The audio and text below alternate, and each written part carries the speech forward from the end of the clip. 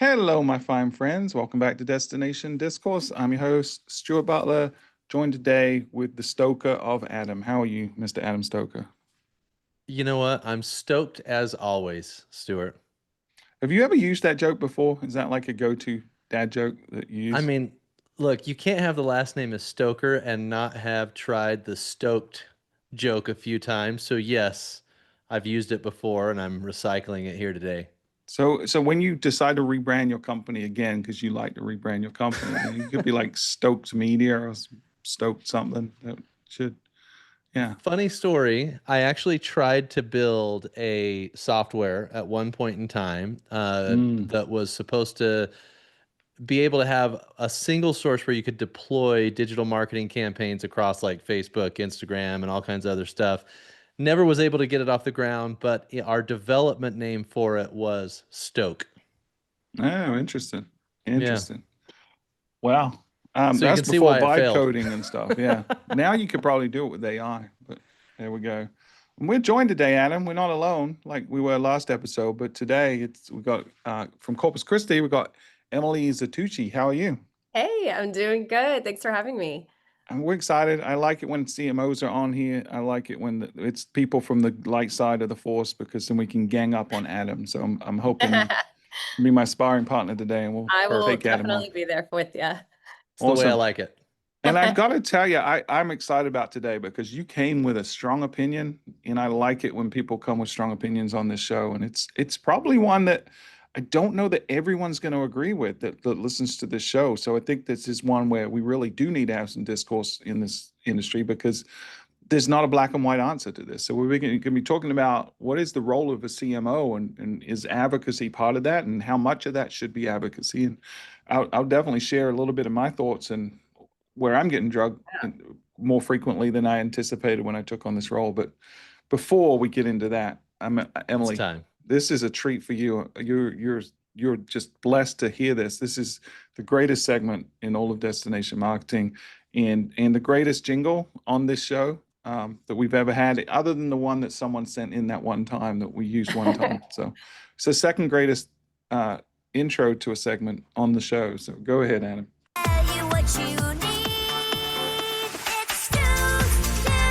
Oh yeah.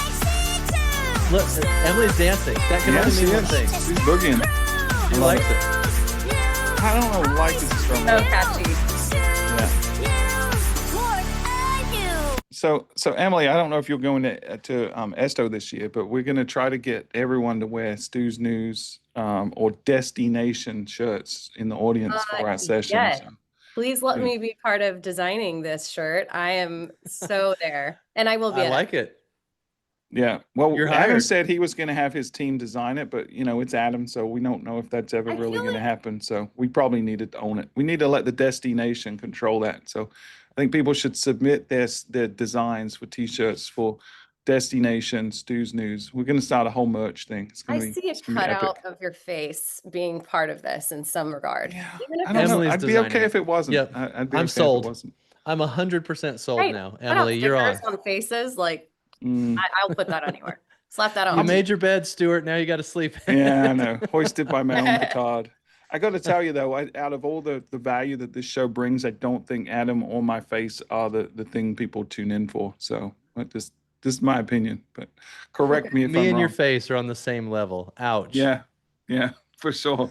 I mean, it's a compliment to you if you really think about it. But Adam, do you want to talk about this news? Because you're gonna I might have some fun playing with you on this one. But you want to do a shameless pitch? Is that right?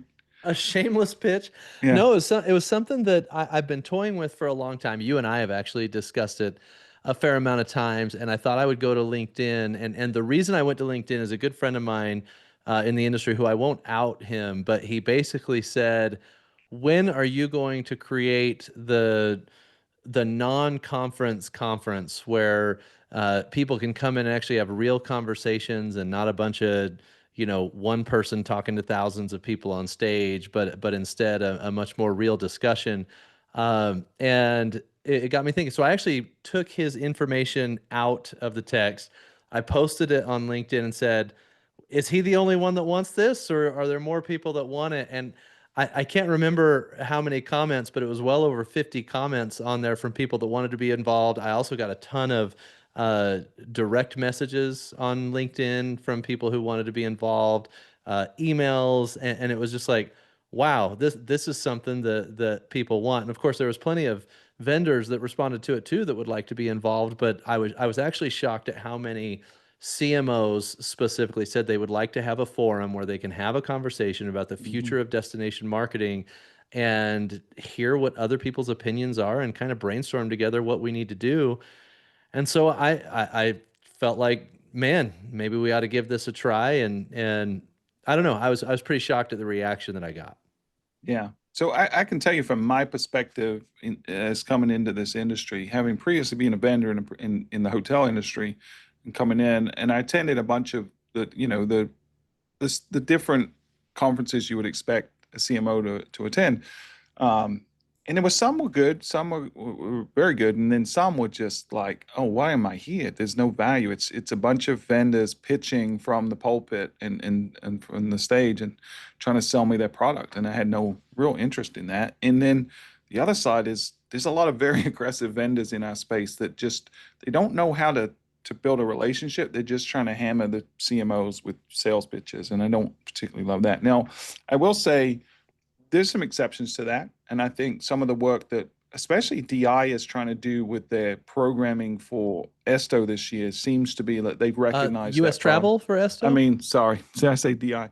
US Travel is trying to do, and even what some of what DI is trying to do with their some of their like Marcom and others, right? I do feel like I went to DI Marcom this past year in the spring, and there was a lot more sit down roundtables, peer to peer conversations, which were really really valuable, often led by a vendor, but I felt less pitching, you know. So I feel like there's some positive momentum, but the most valuable experience I've had to date since I've been in the industry was Sojourn does something similar to what you're talking about. It's a little different because they sort of give their own State of the Union there, so it's it is there's some self promotion in it, but it was bringing together CMOs from the country, and they really were hand selecting forward thinking CMOs, and we got to sit down and have really deep conversations and not just be wide and talk about everything, but really deep dig into topics and share and collaborate. So I left there really with a lot of knowledge I didn't show up with, and that's not always the case with the regular shows. But Emily, I don't know about you, if you feel the same, if you have some favorite shows or if you feel like this is a problem. I would agree with you on the recent DI Marcom Summit. That was a lot more insightful than the previous ones I've gone to, just because Hmm. of the roundtable element, mostly tied to it. I Hmm. also get to sit on the DI marketing committee, and we had a recap call going through the survey results of what people really felt were something impactful from what they saw at the conference. Hmm. And a lot of it was them just talking about, I want to hear us deep dive into these things. I like to Hmm. see the case studies, but I want the case study to actually be applicable to my destination. And so Yeah.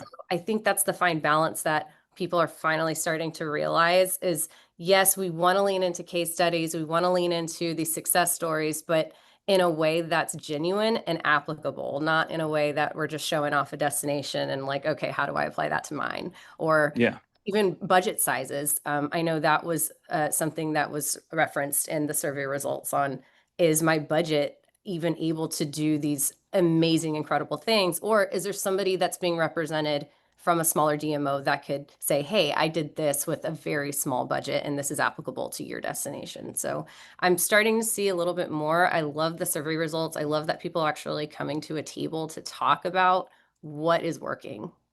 Yeah, yeah. I think there's a genuine desire for the industry to do better in this, and I think that Yeah. it is moving. But I still do think that you know, a higher level, deeper conversation that's targeted at CMOs or EVPs of marketing to really give us time to collaborate.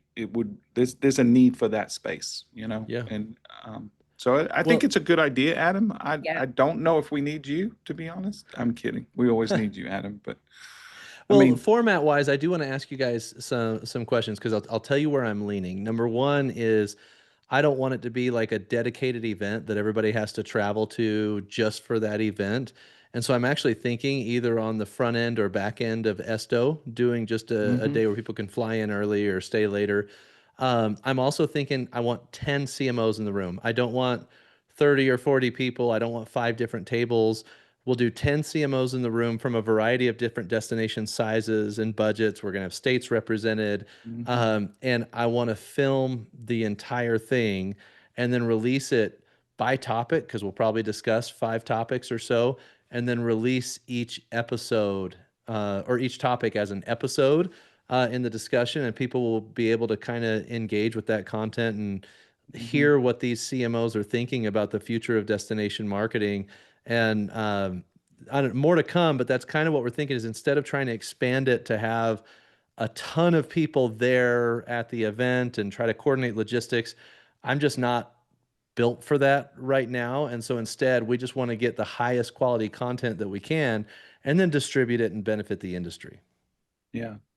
So I think tethering it to an event makes a lot of sense logistically, right? That's easier for me to spend an extra half a day in a destination, either at the beginning or the end. I will say, timing wise, though, you got to think about, a lot of people already booked their trip to Esto. Yeah. They've already booked their flights and their hotel. So doing that now for this year's Esto would be tight for some people. You might miss out. So I think you got to be probably 3 months earlier than you are right now. But you could start looking at like DI Marcom or something next year, right? Or DI's national convention or something. So I also wonder if you could sort of stress test this virtually, you know? I mean, I think there's definitely long-term benefit to having face-to-face and in a room together, but you could see if this format even is viable or there's interest on a virtual thing beforehand. So, but I do like it. And I think having someone like you, I'm joking aside, I do think having someone else to sort of navigate it and host it a little bit and drive the conversation and ask provocative questions could be good.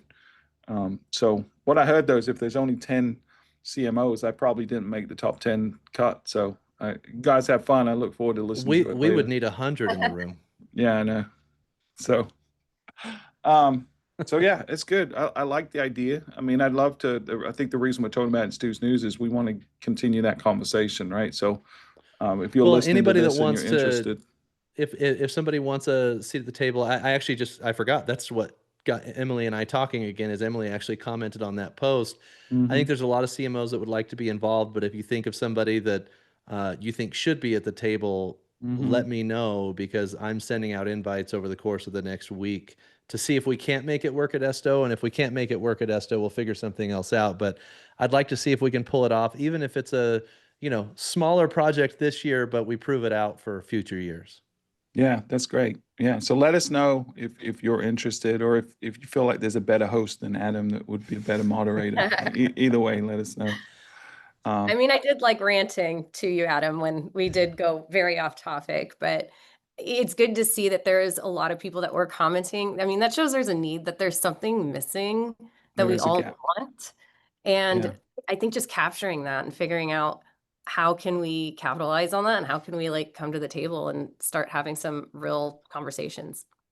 Couldn't agree Cool. more. And I think everyone that gets the opportunity, the privilege to stand on stage and address our peers, you touched on it. Make sure it's not a show off session. Make sure it's not a pitch session if you're a vendor. Make sure you're there to provide value to the audience. I always think about what you're saying from the perspective of the audience. If we all did that better, then I think the industry would move a lot faster. And so Fully I'm going to take zero of the credit for this because it was the two folks I was with during DI Marcom. But Emily, I know I was on that same meeting when they went through the data, and the number one most liked session during DI Marcom this year was previous guests of the show. It was Vimal Vyas and Jeanette Roush and me, and we did a round. Here we go. We did the little panel.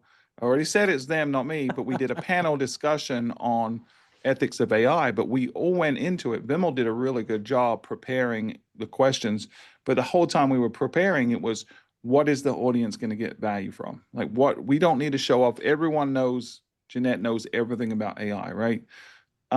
We don't need to show off on stage. What we need to do is create tangible content that is going to be valuable to the audience. And so I think everyone needs to take that that approach to it. So good. Absolutely. Thanks. So let's jump into it. I'm ready to hear you rant again, Emily. I want Yeah. you to get on your soapbox and tell us all the things that are wrong. But generally speaking, we're going to talk about how your time is getting sucked into areas that maybe isn't traditionally viewed as the role of a CMO. So stage is yours, my friend. Yeah. It's funny because if you know me, I'm a very positive person. So it's really fun to be able to rant and get on a soapbox here for a second. So as a CMO, I have a team of 10 internally. So Visit Corpus Christi, like overarching, we have a hot board and we also have the TVID board, which makes up about roughly a $13 million tourism budget for our size DMO. With that, about 50% of that is going to marketing. So you're allocating a bunch of time into proving the value of what the marketing dollars are doing. And so for my role, and a lot of it started with leadership development and getting 10 staff up to speed, getting them to be autonomous and really just proving how bold we can be going hard on our marketing from the leisure side, convention meeting side, you name it. And so you're wearing a bunch of different hats.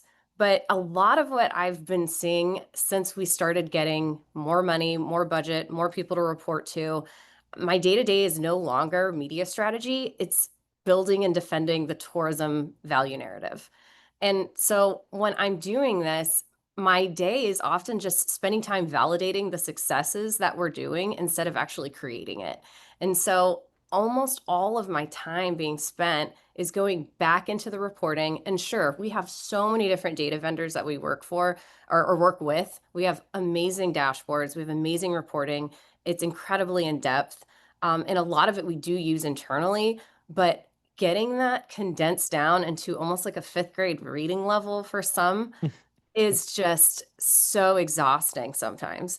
And I'm reporting to roughly 17 city board members, 15 hotelier board members. We have, every now and then someone sending an email to my CEO saying, hey, about that report you sent 2 months ago, that Mhm. doesn't make any sense for what I'm seeing in my hotel. Can you explain to me what this means and why? And they're looking at maybe one tactic within a campaign that was a short-lived campaign, not the overarching strategy. And they're looking at a pacing report, for example.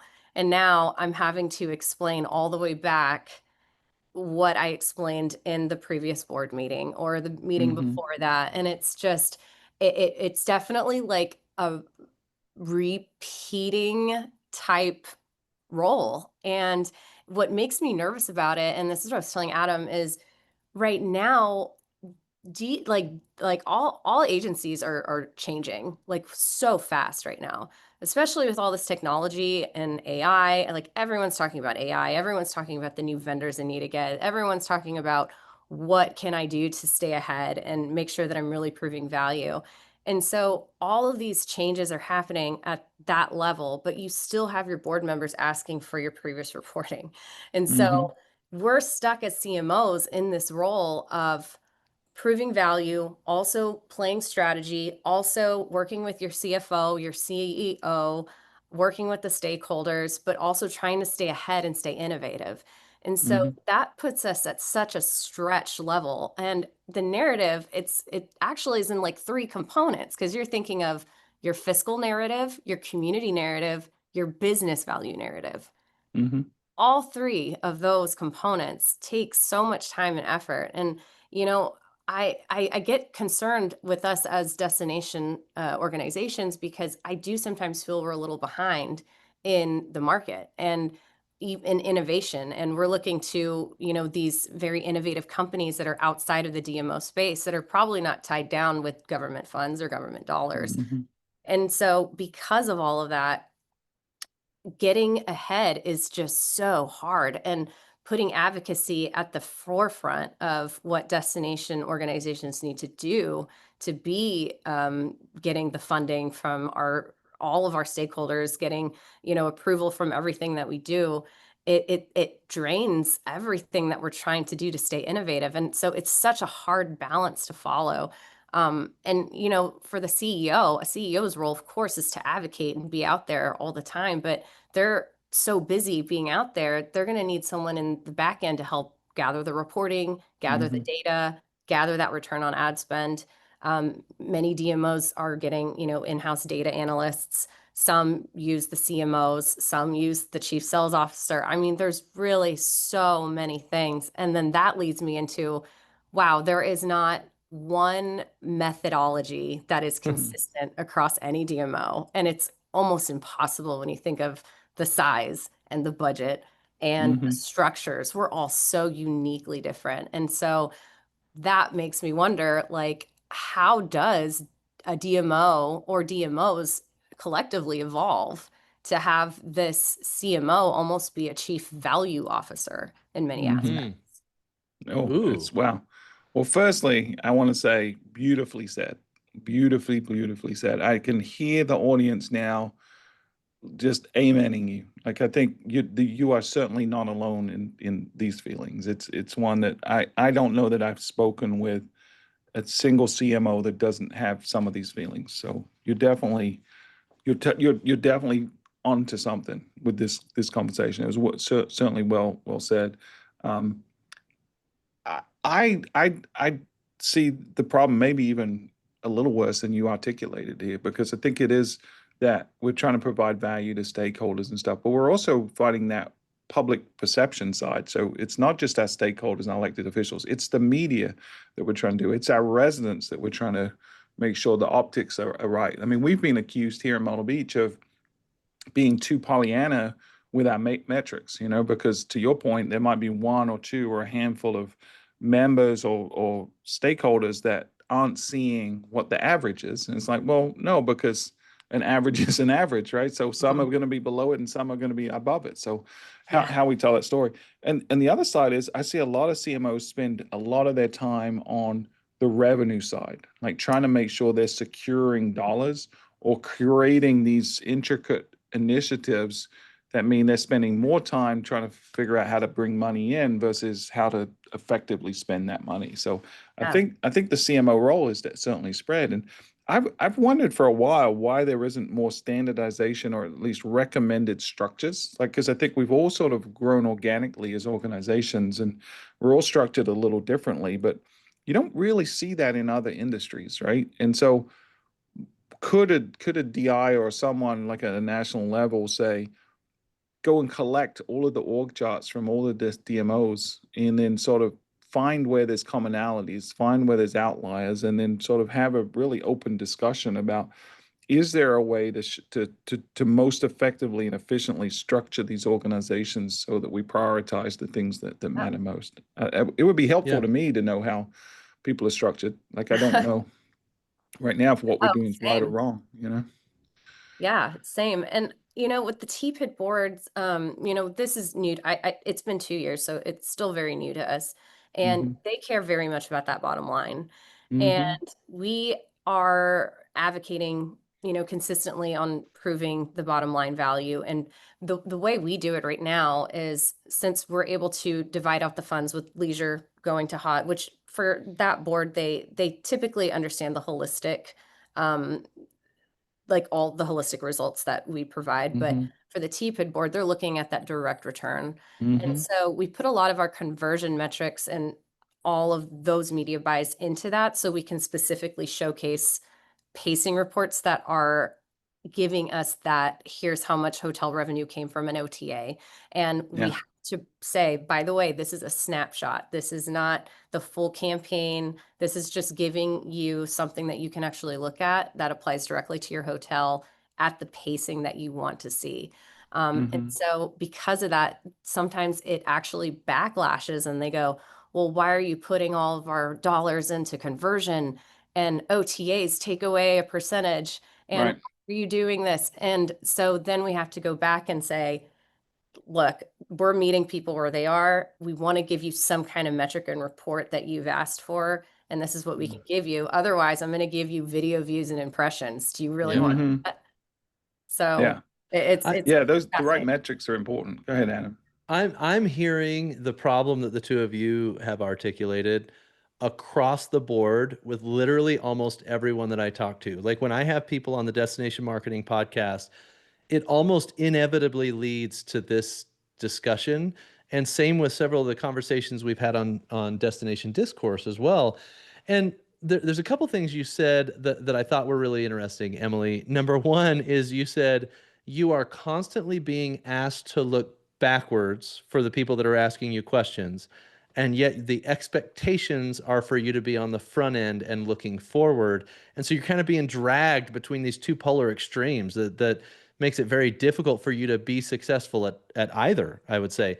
And Yeah. and then you said maybe they need to change the title from chief marketing officer to chief value officer, and that is an entire episode in and of itself that I think we could speak about for a long time, because I think what you're being asked to be is a chief value officer, but you're being held accountable to be a chief marketing officer, and that's interesting to me as well.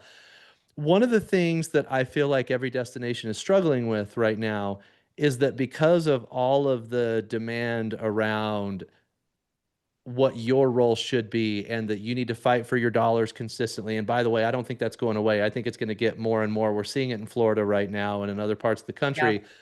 Yeah. I think it's time for destinations to start looking at their local stakeholders as a target persona that they market to with an intentional, structured communications plan. And this is where content comes into play, where it's like if you were able to do a weekly show that that also talks about what's happening this week in tourism for the local stakeholders and residents, Mhm. how the performance has been, what you're seeing at a global level, and then distribute that to your business, political, and resident stakeholders on a weekly basis so that when somebody comes with a random request, hey, what's the story with this? You just send the episode that you already did, and there's the answer to the question. You didn't have to spend any extra time on it, and now you can continue to focus on forward-looking efforts. I don't know. That's where my head's at right now as I'm thinking about how to navigate some of these issues that seem to be extremely prevalent. Yeah. Yeah. It's fascinating because, there will be so many different methodologies behind how we put the reporting out, and we've tried so many different ways. So at the beginning, a lot of our reporting was just for the boards. Here's your board packet, all the comprehensive reportings in your packet. We'll do a presentation on the high overview. Over time, no one's reading it. Okay, well, here's the dashboard. You have access to it anytime. 3 months later, what dashboard? I didn't know we had a dashboard. Okay, so then we'll start sending out emails. All right, here's your monthly data report email. And we use ChatGPT and say, ChatGPT, and I kid you not, we write, can you dumb this down? Hmm. And it dumbs it down. It makes it very easy to read and bullet point, lots of spacing, TLDR type, email sends out. And sometimes even those open rates looking a lot better than they used to. I will say that, but even so, we'll still get an email on the side. Hey, that report, I have everything you sent me, but I still don't understand this Hmm. piece. And so it's funny because I feel like the more data we have, the more time we're spending proving it Yeah. instead of planning. And so I'm trying to figure out like a happy medium of, man, at this point, it's really just repeating the information. And Corpus Christi, we did recently just get a new CEO. About 2 months ago, Brooke Kaufman from Rapid City. And I was just talking to her this morning because she received an email from a board member asking for reporting. And so I spent a good 45 minutes today gathering reports to put together for this board member. And so I told her, hey, I'm actually going to be on a podcast speaking on exactly what I just did this morning. But one thing that she said was, man, it's insane to me that you're spending 45 minutes proving value and not delivering value. Yeah. And imagine doing that so many times. And I was actually just even a couple of months ago at Mojo Summit with many CMOs, and two of which I talked to from very different. One's a state and One's New York, Nancy, and she was talking to me about how many board members she has to report to, how often the turnover is, and how much she's spending so much time in the advocacy side as well, and not enough time media planning. She's like, I leave that to my team. My team's doing the media planning. I'm out there advocating and making sure we keep our budget. Yeah, I'm in that same boat as Nancy. I think I'm fortunate that my EVP of marketing communication is one of the best marketing media planners out in the market, and so she really takes the lead on all that stuff and works with our agency MMGY. But I think that's it, right? We've got to decide what the trade-offs are. Like, where is our time best spent? And I can promise you, with someone with your intellect and your vision, pulling reports for 45 minutes is certainly It's not the maddening. best use of those 45 minutes, right? So Right. either finding ways to eliminate that from the workflow or finding ways to delegate that down, I think is something I've spent a lot of time on. And to your point, it's like we've tried everything and we continue to try everything. We publish all our campaigns and all our research and all that stuff on a website. And we keep telling people repeatedly, go to this website, go to this website. We send a weekly email to all our important stakeholders with a recap. But I think one of the things we found that's most helpful is we have stopped reporting so much, to your point. Like, the more you put out there, the more questions you get back. And so we really don't report on a lot of those base level metrics anymore. Like, we very rarely talk about our website performance or our email performance or anything like that I think a lot of DMOs still report to their board. It's available if someone wanted to come ask about it, but at the end of the day, they really don't care. You can't put website traffic in the bank. They care about how is the market performing and how is it going to perform. And I think the single biggest thing that changed our narrative with our members is we try to make sure every conversation we have with them at the board level is forward looking, not backward looking. Like, the data is available to them, but when we're having conversations, we try to get their focus on the future. So we've developed like a predictive model. So we'll talk about a little bit about what's happened with occupancy over the last 6 months, the top level KPIs, but then we'll more talk about what's going to happen in the next 6 months and what we're doing about it. And so that sort of gets their focus on that and it's reduced the number of those kind of inquiries. And then when we do get the inquiries, the other thing we do, I'm never afraid to shame someone. I'll remind them that we'd already sent them that. I'll send it to them again, but I'm not afraid to say, yeah, this is in the packet we already sent you. And don't forget, you can always go to this website and check this stuff out. So we've tried a few things. It's still not perfect. I'm still spending more of my time than I should on this stuff, but it's getting a little better. Let me play devil's advocate on that, though, Stuart, because I appreciate that you are willing to say that and to say, I've already sent you this, check here. But in a lot of destinations, those stakeholders won't react well to that, especially if you've got somebody that hasn't built up, years of credibility or whatever. And so you send a little bit of a spicy email to somebody like that, or one that could be perceived Just that do it with an way. English accent. It's fine. Well, see, you've got an advantage that a lot of us don't have. Maybe I'll try it. But I think, like, you could end up in a situation where suddenly now you've got a crusader that's outside of your coalition. So your relationship with your board members is so critical, right? Individually with board members. And it's not like all board members are going to do the same thing. You're going to get, I would imagine that Emily would say, there's probably a handful that are the repeat offenders, right? And so that usually is the case. And you usually know who they are pretty quickly. Spend time really investing in that relationship. Get to know them on a personal level. Get to really understand what makes them tick and try to anticipate where those questions are coming from. But if you have that kind of relationship, then it gives you the permission to be a little spicy at times when you need to be. But always do it with their interests in mind, right? Because what you never want to do is sort of position it as like, I don't want to do this because this is work for me, right? But if you position it as, this isn't going to help you, but this is going to help you, that's a better value proposition for them. So I think you've always got to be willing to have that hard conversation with board members that it's maybe a little uncomfortable in the beginning, but if they really understand that you're in it to benefit them over the long term, I think it works out most of the time. Absolutely. Yeah. So Adam, fix it for us. What are you going to do?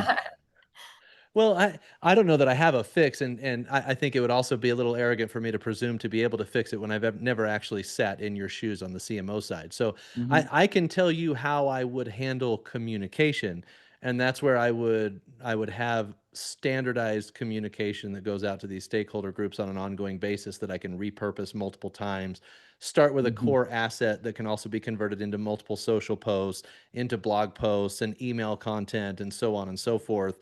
That's how I would attack it if I was sitting in the chair, but I haven't had to sit with a board member and teach Hmm. them what a website impression is and still retain professionality there. So I wouldn't presume to be able to fix it for you guys. I can only give Yeah. recommendations on the communication Yeah. side.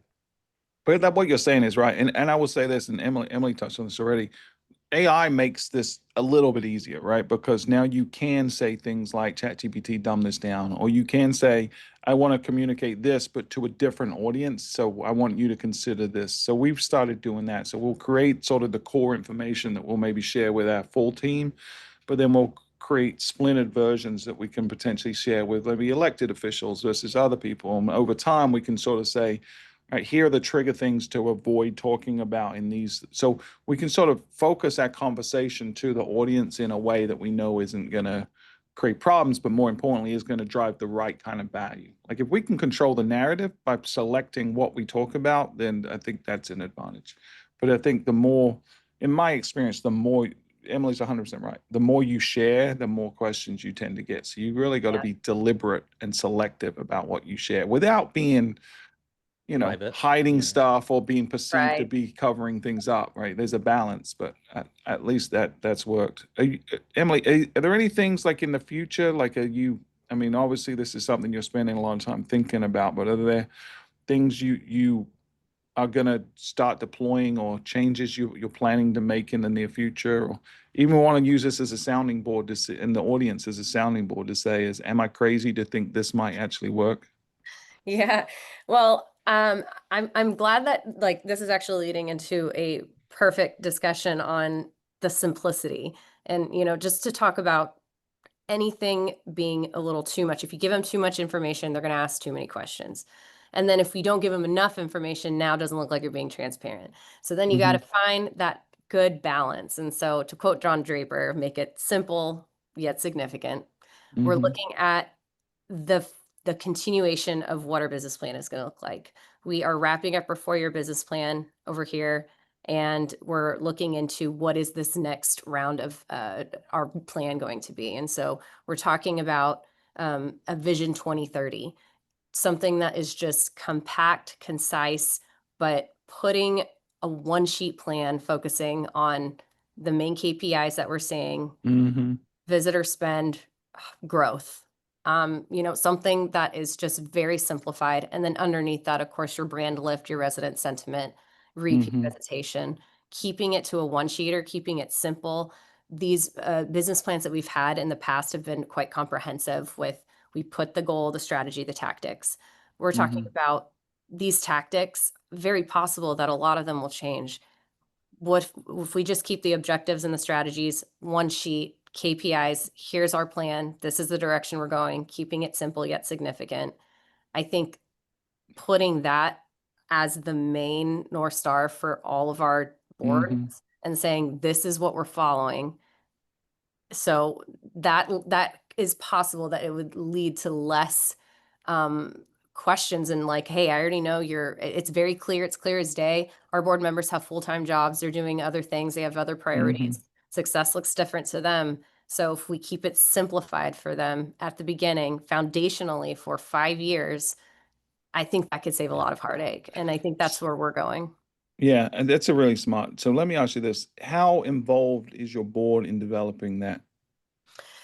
Fortunately for us, it's more talking to them through questionnaires on what they hope to see. So Yeah. we did the DNext assessment in the last strategic plan that we developed.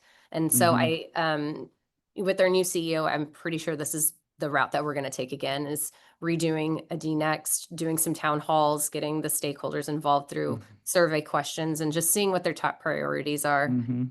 And from there we develop it. But the KPIs I feel would be very much the same in terms of Mhm. what a destination organization can do to prove value. Yeah.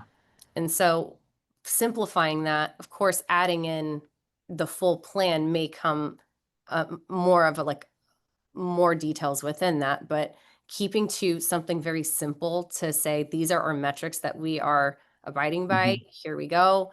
You know, gone Mhm. are the days of like the website sessions being added into the metrics to report to the city. Like they like just prove value. How are we proving value? Yeah. So it's something we've tried to work on a project. We call it the universal scorecard, where we sort of want those top KPIs that everyone's going to sort of that you listed out that everyone's going to agree on, but and then sort of work down. But what we didn't do, or what we haven't done to sort of really get buy-in, is really engage as stakeholders to make them feel like they have ownership in it. You know, versus us saying, here are the KPIs that matter, have a conversation with them where organically they bring up the KPIs that we know are going to matter, right? It's a little manipulative, but I think if we go through that exercise as a DMO and it feels like the board's creating those KPIs versus they're being told the KPIs, then I feel like it's going to be trusted more, it's going to be adopted more, and you're going to have less pushback on it. So I'm a big fan of you know, even if we think we know what the outcome's going to be, go into it with an open mind, but really and try not to lead the witness, but try to get the board to come to the same conclusion you already came to, because then usually you get a lot deeper buy-in, and then more importantly, you get people defending it. So because inevitably you're going to end up in a board meeting down the road where you say, these are the 5 KPIs that we're measuring, and someone's going to be like, but we need to also measure this. And rather than you going back to the board member and saying, no, we're not because we decided not to, the board themselves would self-regulate and say, well, remember, George, we all, and I picked a name that I don't have someone on my board with that name. Just, that wasn't a I don't real have a person. George. We're Okay. good. So, George, remember, we all agreed that these were the 5. So then you have people defending the position. So you're not your only advocate, but you've got advocacy going on at the board level too. I think that just that Yeah. plan typically works out better when they feel like they have ownership.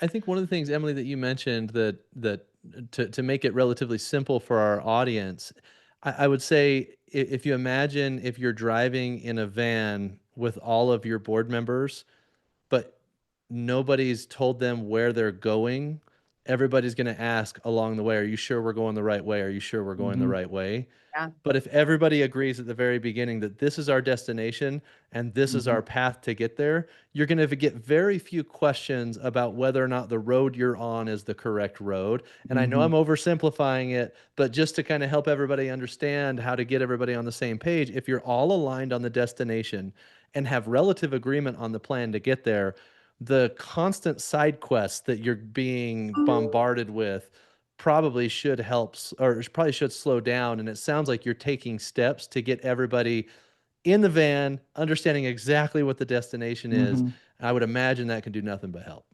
Yeah, you're still going to get George wanting to stop off at Bucky's on the way and get a brisket sandwich, but it will slow down some of the rhetoric for sure.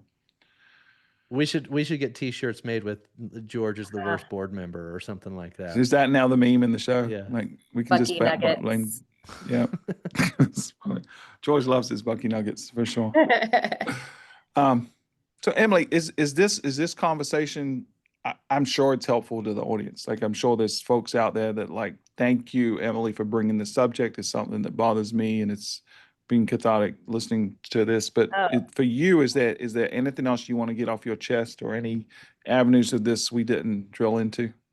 oh man, I could yap about this continuously. So, you know, if I see anybody at, you know, coming up as IPW or DI, let's grab a drink and talk about it because Yeah. yap about this all day. This has been therapeutic, quite honestly.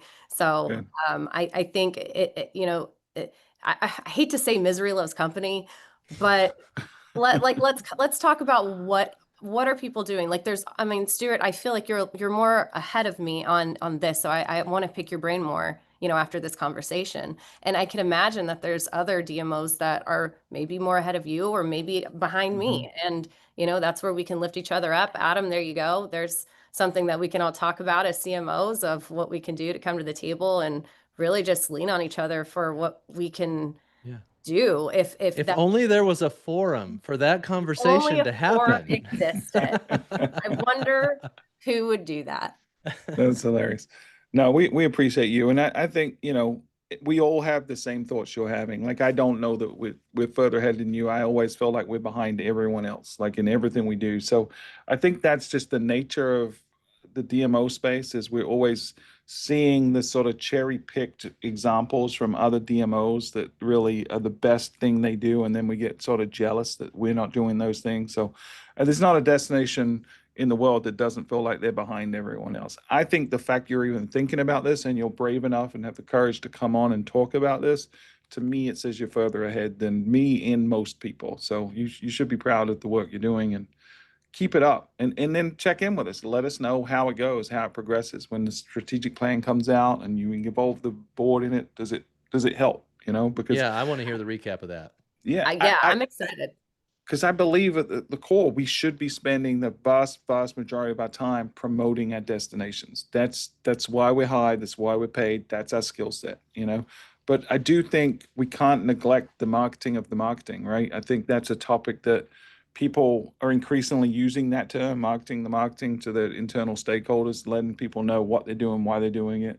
But I think we can be more deliberate with that. It doesn't have to be all things. We can be really not cherry pick, but we can be deliberate and specific about the things we choose to share, not just with our board, but with our community, with our media, with the other folks controlling the narrative. Because we want everyone to feel good about the work that we're doing as DMOs. And collectively, we need everyone to do that so that we can protect our friends in Florida and other places, Yeah. So it's important work. Very important work. Well, thank you for bringing it to us. Are there any final thoughts, Emily, before we sign off?